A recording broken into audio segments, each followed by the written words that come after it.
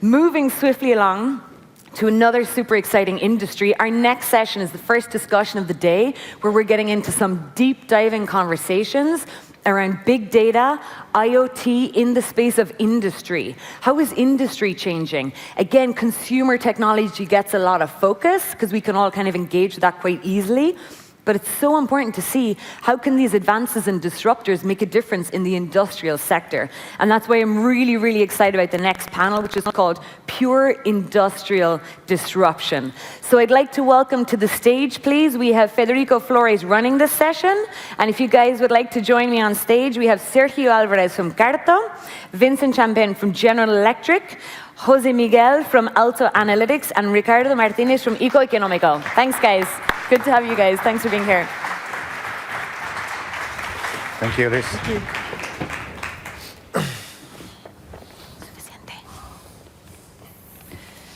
Okay. So thank you very much. Pleasure to be here. Thank you to all of you to stay and to share with me this panel. Well, first of all, congratulations to South Summit team, because this is a great success, and it's amazing to be here with so many people, companies, and investors. So, okay. So we'll try to introduce ourselves in this. We are going to speak about digital. Technology is everywhere. Technology is in every sector, every company, and it means a disruption for many business. And we are going to speak about that. So first of all, let me introduce the panelists. Please, could you introduce yourself and your company in a minute to 2 minutes? Sure. Well, good morning, everybody. I'm Sergio Alvarez. I'm the co-founder and chief product officer of an American company now called Carto. So in Carto, we work with more than 1,200 organizations around the world and more than 200,000 users.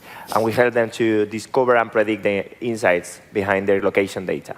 So we believe that as company becomes more digital, location becomes more and more important. So we try to focus on location in order to improve logistics on companies, in order to improve market segmentation, and thousands of different things. Please, Vincent. Thanks, Federico. Hi, everybody. Very happy to be there. So I'm Vincent Champagne. I'm the general manager of GE Digital Europe Foundry. So GE, General Electric, is the biggest industrial company in the world. And GE Digital is a startup we created inside General Electric, and which is dedicated on digital industrial. Digital industrial is using digital to make wind turbines, power plants more efficient. So it's a way to use digital to have greener energy, less polluting plants, a lot of stuff which are more in the industrial space, which is less common than the consumer space. I mean, our cheaper product is gas turbine for 50 million, not the kind of stuff you'll buy in everyday life. Okay. So please, Jose Miguel. Thank you. My name is Jose Miguel Cansado. I'm general manager in Alto Data Analytics, and what Alto Data Analytics does is we are a big data agency that combines technology and human know-how and expertise to actually drive actionable insights, always focus on solving business issues for our clients. Okay. Ricardo, please. Thank you, Federico. And my name is Ricardo Martinez Rico. I'm a founding partner and president of a Madrid-based consulting firm, which is Ecoeconómico. It means economic team. Obviously, we are in the professional services industry also, and we have that same digital disruption challenge as other companies have. We also deal with investors, with startups. We help them to develop their business plans. We help them to get their financial resources they need. And we also help incumbents in the sense that they are being so heavily challenged by this disruption that we help them to develop their strategies so as to be able to positively face that challenge. And you know, when you talk about startups, you use that 3F model. You say that startups are being helped by friends, family, and fools, and I do belong to this third F, which means fools. Yeah? I am also investing in startups. Okay, thank you. So let's start. Well, I'm in charge of IT and innovation in Ferrovial. And we decided several years ago to invest in innovation because we thought that it was an opportunity to be different from our competitors. And there was the digital space there. And we see digital as an opportunity of business, an opportunity to increase our P&L of the different business lines we have. And for us, this is an opportunity to increase also the customer service of our customers. And this explosion of technology means opportunities. And this is the way we are trying to deal with this issue. I would like to know your experience and what you see this digital explosion of technology. That's an opportunity for business. P&L is a risk. How you see that? Well, I do think that is, I mean, data is part of that digitalization process, and at least what we do is we believe that data is like the lifeblood of the companies, of the different teams.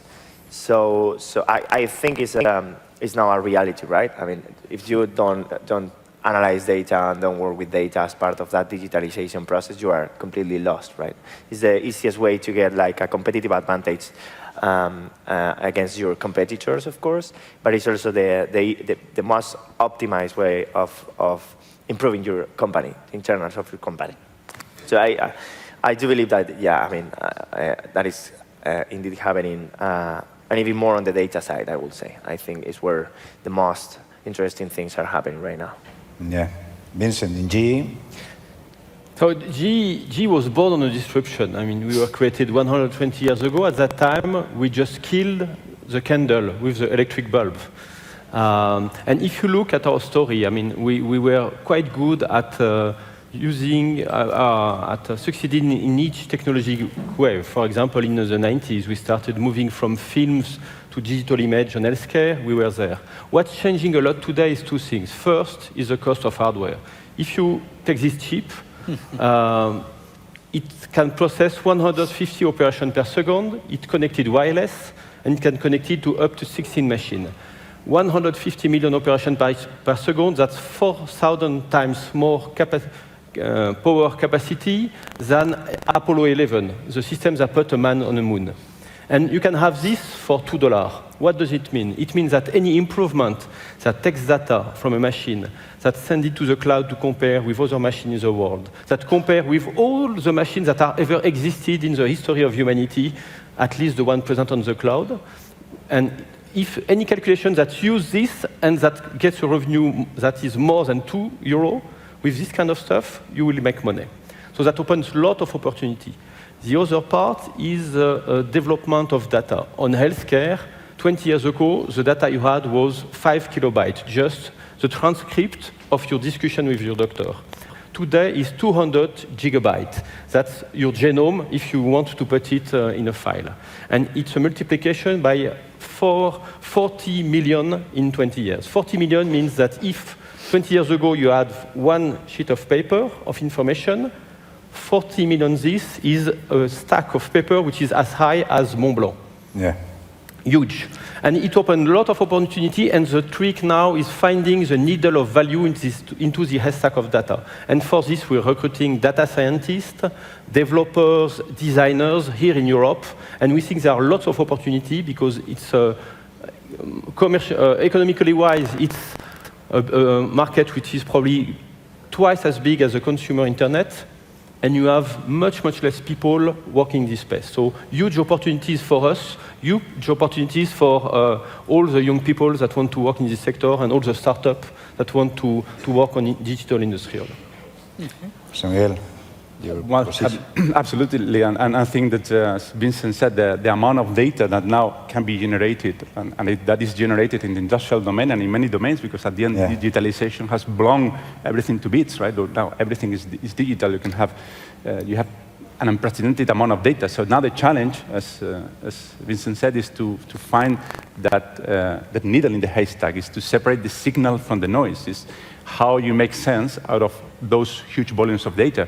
And for us, I think there are three main challenges in this domain that you need to take into consideration. The first one is just to be able to capture all that data, right? To create that data lake where you have that huge amount of data, infinite amount of data. It's in real time, sometimes, it's very varied, and it's unstructured sometimes, and you need to structure that. So that's one challenge. But then there's the second challenge, is what to do with that data. What type of algorithms, what type of mathematics, what type of models are you going to be able to do? And you need some strong capabilities to be able to design models which are descriptive models, prescriptive models, or predictive models, which are the holy grail, let's say. And, but then there is a third factor, which I think is even more important, and is the link of data science to business issues. Is, okay, you have all this technology, all this data, you have all these capabilities, mathematical things that you do, but how do you link that with the business issue, with the problem that you need to solve? And I think this is the key challenge, right? This is the key challenge, and this is where sometimes people get lost, and some of these big projects in big data sometimes get derailed, right? Because the key thing at the end is to have a business-led approach to this. Right? Okay. Ricardo? Yeah, and adding some ideas to these issues which have been developed here, I would say that these big data, this data and digital disruption means huge competition, you know, in the sense that obviously that's good for us consumers, for us being considered as consumers, that's great. We have a very impressive portfolio of goods and services, new goods and new services which are being delivered, but that means huge competition for these new companies which are beginning to find their path, and obviously for incumbents too, which have to completely change their business model in order to be flexible, so competition and flexibility, to be flexible enough to challenge all these new companies which are able to get a stake in all that business. My view is that that means that competition, that huge competition and that flexibility means that companies have to be very less intensive in using fixed assets, you know? And that's a major change for infrastructure companies, hotels, automotive companies, GE, for example, you know? All these companies which have heavily invested and have huge sunk costs because of that fixed assets, banks, just imagine banks, they have to completely change that structure to be competitive enough to survive that challenge. Yes, right, and it's amazing for me to be here because you can see we have a very big company like GE, for a real infrastructure company. We have leading startup companies, very successful. It means a mixture of large, small, medium companies. We're all working in the same thing in the digital space, looking for business. And I think this is key for also large company. In my vision in Ferrovial, we decided 5 years ago to build everything around an open innovation methodology. And that's because of, we thought there were many talented people in the company, many clever people, but there were even more outside of the company. So we needed these companies, these small companies, and mainly we use them for disruptive innovation, because that's difficult to find that inside a large company, and it's easy to work with small companies which could discover new ideas, new inventions, new projects. This is our model in Ferrovial, and we use this company not to invest in the company, but to use their technologies, and this is the way we're large and we engage these small and medium companies. And this is the way we are going to continue working because it's going very well. The output is quite good. And I would like to know your impression about that, because I think it's a change of paradigm, how large and small companies are working together. Yeah. What do you think about that? So I think like innovation can be driven by different mechanisms, right? I mean, for example, in Carcho, 90% of the code that we produce is open source and is open to the community. So any user and any client can download Carcho and install in their own servers. So what we believe that we are trying to innovate is on the service that we provide, not only on the technology. Related to that then, when we talk about big companies, it's very important that we approach them from the same angle. It's like we are providing them services, not only technology. I mean, technology is kind of commoditized right now, right? I mean, hardware is very cheap. is very, I mean, you can do whatever you want with a $2 chip, Yeah. almost. We have all very powerful sensors and computers in our pockets. Where the magic happens is on talent, right? Is on how people is using technology for disrupting different sectors.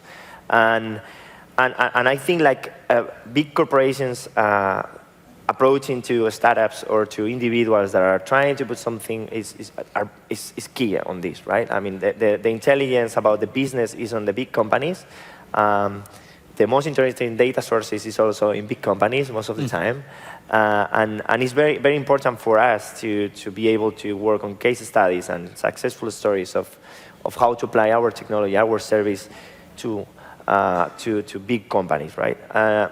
I think this is, and we are now in Spain as part of Europe, and this is kind of different between the United States and Europe. I mean, we are based on New York, and there you can feel a different relationship between big corporations than in Europe, but this is starting to change. You can feel how European big companies are starting to put more effort on collaborating with the startups. Okay, Vincent, you engage small and medium companies in GE? Oh yeah, we totally share the view of you mentioned of Ferrovial. And for one key reason, I mean, if you take the economics of industrial, you have the classical model in which you take your plant, put it outside of the city.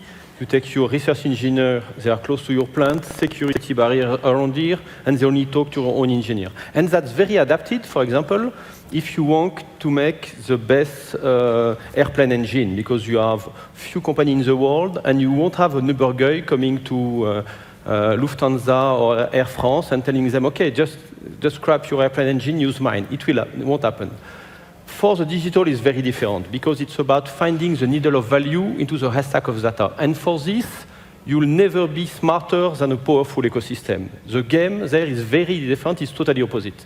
It's putting yourself at the center of the strongest ecosystem. So you have to partner with companies like you, with suppliers, but also with small companies like the one from Alessandro or Sergio. And two examples of this. So we build a platform which is a bit like the Windows or the Android of a big industrial IoT, which is called Predix.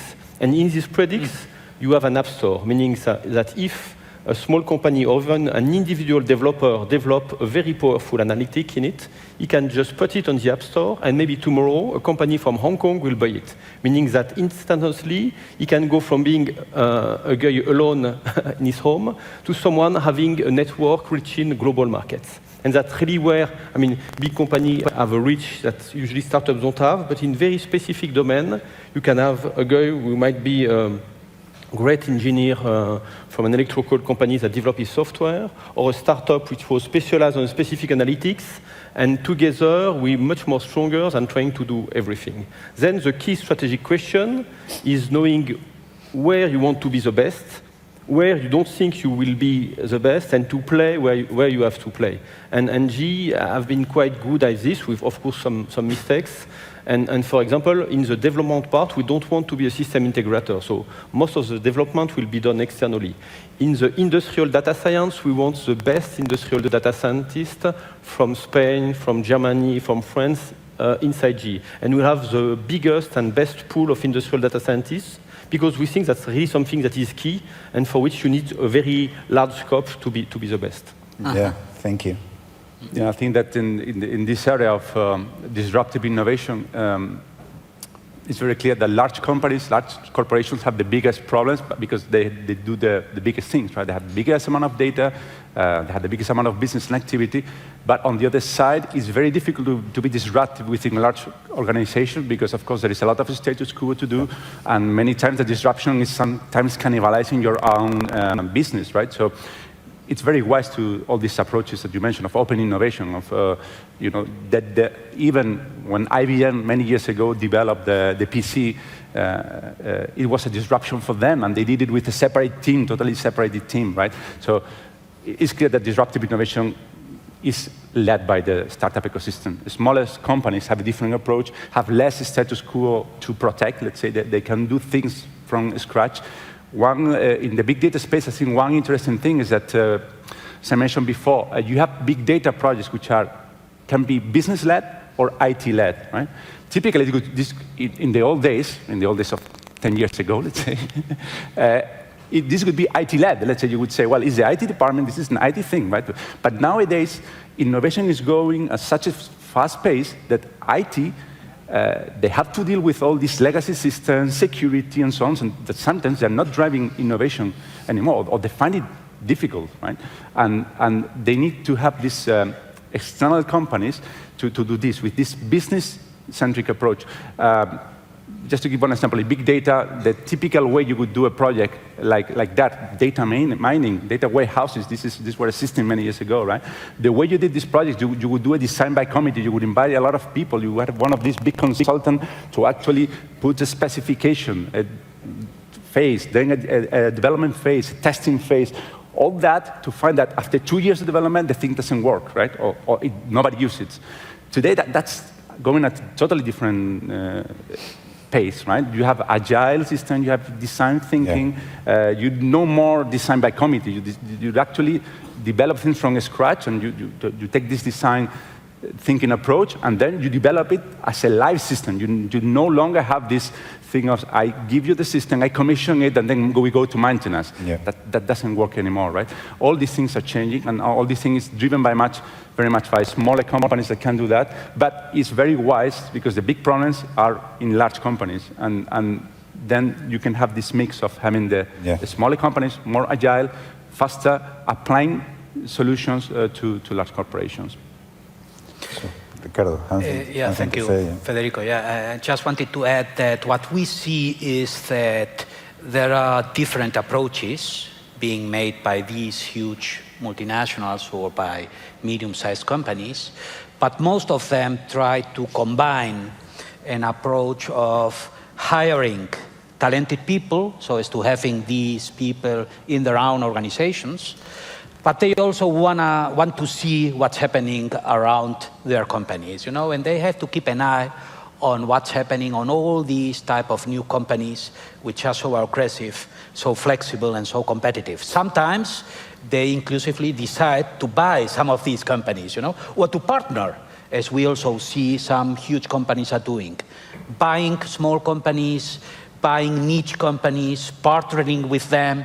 I think these are very appropriate strategies to challenge that. What we also see is some companies, they are so devoted internationally, maybe they don't have a business stake in the US, but they decide to open a small office in Palo Alto or in California, generally said, just to see what's happening there.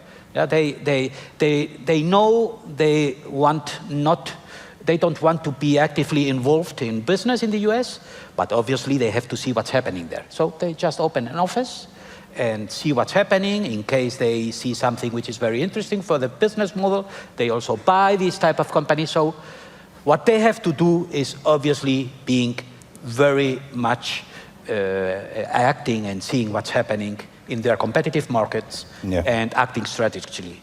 Yes, sir. So one thing to add is that something that we cannot forget is that how important is to big companies to empower innovation in small companies as well. So we work with some of our clients, and they are actually contributing to the open source version of our software by solving their particular problem. So we cannot forget that big companies have a lot of resources, a lot of very good talent already. And being able to capitalize that relationship between small companies and big companies since it is not a real competition. It's very, very valuable for us as well. So I feel pretty lucky because some big companies are providing us some very good knowledge, and going back to the technology at the code. They put some code out of on the cloud. I completely agree. I mean, it's an opportunity for both. And for me, the key is to be open, to work together.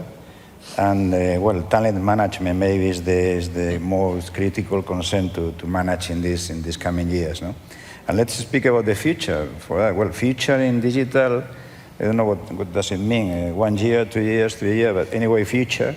Because we have many projects in all the companies, big data projects, how we monetize the data we have. We have many data in the airports, in services, in cities. how we make business around that is the issue today. And there are coming new technologies like 5G in 2-3 years. IoT is there. We have sensors everywhere in the infrastructure. So how we connect these sensors, what applications are there. In our case also, machine learning is an issue to be concerned and to be, for me it's not a problem. For me are opportunities we will have in the coming years. In our case, with these emerging technologies, we built an innovation hub, which is trying to lead with these technologies, with people expert, working totally open with companies, startups, in order to discover new business for real. This is the key. More P&L for the company. We don't invest money because of digital, because of technology. We want to improve the P&L. This is the target. And I wonder what you think about that, because I am excited about the new situation, the new, how you see that? Do you see the future problem, opportunities? Are you excited with that? How do you see the future? So I think, well, I see so many things, right? but two main channels or two main trends on this particular topic. One is big companies becoming platforms instead of service providers. Yeah. That I think that is key. We are seeing how is it starting to happen with banks, for example. Even with governments, with open data and some services. But I still think that big companies they need to become platforms somehow. Yeah. I mean, platforms for providing more business for other companies or for providing new services that other companies can use for creating business. That is one trend. So one example is that we at Carto are working on something called Data Observatory. So we try to distribute the data generated by big companies and governments in a very, very easy way so anybody can have access to it. And the second one is related to what Jose Miguel was mentioning before, is that this idea of the citizen data scientist is that business analytics or big data projects cannot be led by technology anymore because that was the past, right? I mean, now it's about actionable insights. And for that, we need to create a new set of tools that allows non-data scientists to do analysis or to take decisions and to put the control of data on the business units within corporations. So those are we don't have so much time, but those are the main trends that I would say. So platforms, Vincent, predicts, and what do you say about that?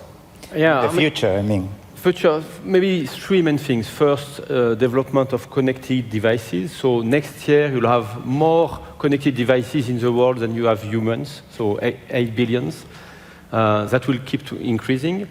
Second, what you can do with software. So in the 70s, with $1,000, you could buy the equivalent of the intelligence of a bacteria. Today, you can buy the intelligence of a monkey. In 2030, you'll be able to buy the intelligence of a human for $1,000. And it will change a lot of things, much more than we imagine. So it can have some consequences on job and on the place of human in society, but we think that if we handle it correctly, it's just put people in a new domain, not necessarily making less job, but different job. For example, if you take a radiologist today, it's a guy looking at a radio. In the future, he will be your personal data scientist. He will have the image, he will have sensor on your temperature or anything about you, and he will be able to make a much better diagnostic. And the third thing, maybe it's about talent. And in this, I'm not totally agree that big company have less an advantage. I mean, usually small company have the speed, big company have the mass, and energy is mass multiplied by speed to the square. And on some domain, critical mass is very, very important. If you want to make data centers, there's no way you can be competitive and small, no way. If you want to make industrial data science, it's like building a football team. So if we were to build a football team just with people sitting here, it would be, I'm not sure it would be the best player, it would be an okay team. If we take them in this room, it will be a better team. If we take the people in Madrid, of course, it would be a great team. If we take them globally, you can take the best player in Brazil, the best player in Madrid, maybe one player in Paris, not know. Then you'll have a team which is absolutely unbeatable. And so on this, I really think there is an advantage, and we'll see a globalization of talents. On some domain, really critical mass, which only big company can reach, and also lots of very powerful niche, which much more application of software, because you'll have much more ways to make this profitable, which a lot of space for small companies. Okay, thank you, José Miguel. Yeah, I think that trying to predict something about the future is quite challenging. Yeah.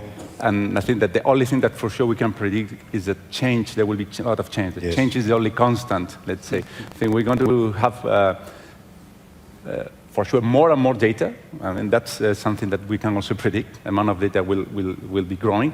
And probably I still think that one of the key challenges will remain to actually separate the signal from the noise, to actually see how you can make use out of that data, because we will have many more, and even now today, I think that the amount of data that companies have is unexploited. Let's say, I think that they all exploit a very little amount of data. Just to give an example, there's so much external data outside of companies that can be used, that sometimes they're not using it, and you can get the opinion of your client, of your customers, what they are saying in social media as one of your inputs for your development, for your product development. Let's say you can have so many type of different insights already from that you're not getting. In the future, there will be many more sources of data, many more opportunities, and still the challenge, I think, will be to actually separate that signal from the noise, to be able to link that amount of data, the technology available to actually make sense out of that.